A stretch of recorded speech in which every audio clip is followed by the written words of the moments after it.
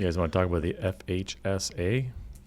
Yeah, I thought I would just bring this up quickly. It was a really interesting question that I got from somebody, and I wasn't sure of the answer at first, and I had to do a bit of digging on this. So somebody had emailed me asking if I knew the answer to this question. They had talked to some CPAs, some accountants who I guess didn't know the answer, and so they emailed me, a follower of mine, I think, on some social media platform. But the situation for them is that they have an FHSA, a first home savings account, which is a new account that we can use to save for a home if you're a first-time home buyer.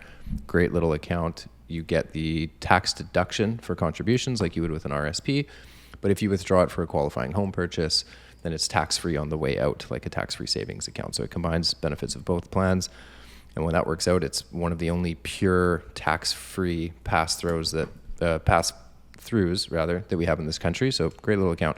Now their situation was they were going to enter into an agreement to purchase a home from their parents at below market value, and they were going to move in about 3 years. That's the plan. They couldn't move in right away because of something to do with their children's schooling. They needed to stay where they were, and this home is in a different city, so they were going to move, but the timeline for moving was around 3 years.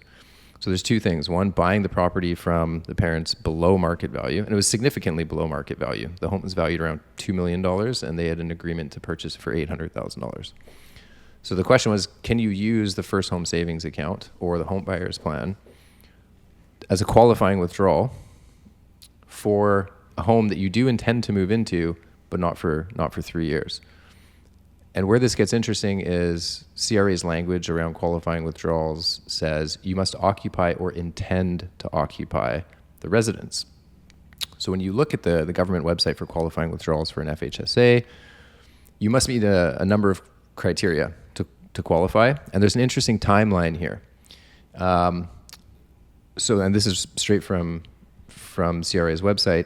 It says you must have a written agreement to buy or build a qualifying home with an acquisition or construction completion date before October 1st of the year following the date of the withdrawal. So if I withdraw from my FHSA today, we're recording this on August 29th, I have until October 1st of next year, which in this case is more than 12 months, to have a written agreement to buy or build a qualifying home. And then the second timeline is you must occupy or intend to occupy the qualifying home as your principal place of residence within 1 year after buying or building it. So in this example, now we're looking at October 2026. And so we're actually more than 2 years from the withdrawal, and you can potentially still qualify. Now in this case, this individual needed 3 years, so they still wouldn't qualify based on this timeline. And so I reached out to a friend of ours, Aaron Hector, who is by far the most knowledgeable person I know on the first home savings account. And first I asked him, is this timeline correct? And he said yes. And then I asked, how do they qualify the intention to move into a home?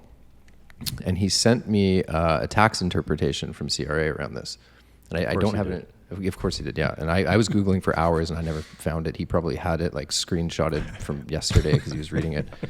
And I don't have it in front of me. But essentially what CRA came out and said is that, yes, there must be an intention to qualify or to move into the home.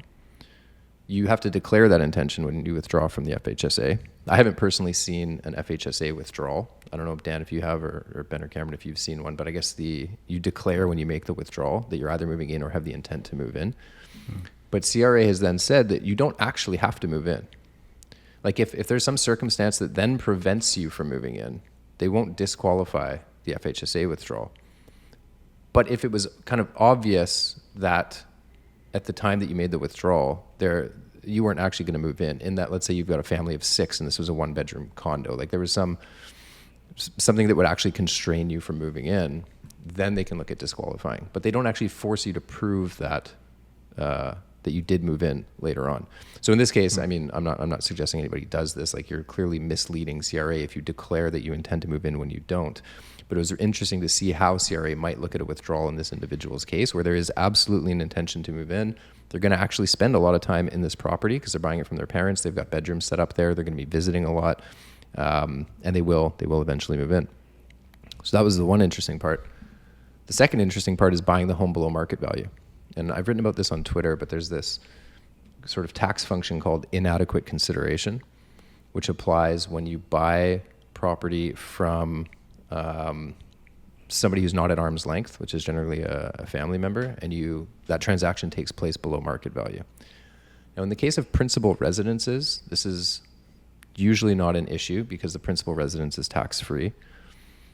But in the case where there's a rental or a vacation property, this can become a problem. Or if you then turn a property into a rental or a vacation home later on, it can be a problem. So here's how CRA sees this. In this case, the value of the home is $2 million, and the kids were going to buy it for $800,000. CRA will deem this transaction to occur at $2 million, regardless of the fact that it was an $800,000 transfer of cash.